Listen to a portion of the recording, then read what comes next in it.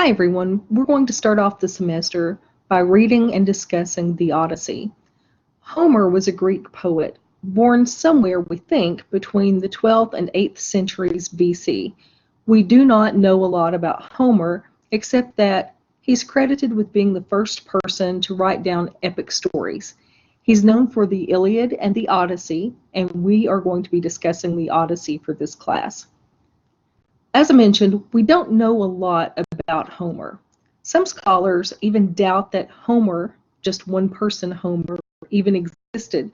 Some people think that maybe it was a group of people who created this epic poem, adding a little to it here and there.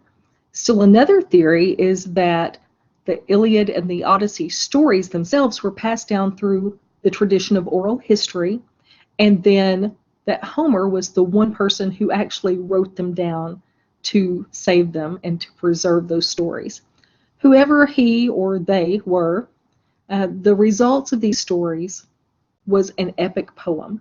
Now, it's not going to rhyme. It's not like roses are red, violets are blue kind of poem. Instead, these stories have this repetitive element to it that makes it sort of like a chorus in a song. But these epic poems were not sung. The Iliad tells the story of the siege of the city of Troy and the Trojan War, and the kidnapping of Helen, who was the world's most beautiful woman. The Odyssey tells of Odysseus's journey back home from the war. The trip home takes him a whopping 10 years. It should have just taken a few weeks, but because of all the obstacles he has to face along his path, including a variety of mythical creatures and the god Poseidon, this journey that should have taken just weeks takes him 10 years, which was as long as the Trojan War itself. As you read the Odyssey, keep a lookout for any repetitive phrases that tie those stories together. Also look for similes. Now, similes, in case you've forgotten, are these kind of figures of speech that are used to make comparisons. They usually use the words like or as.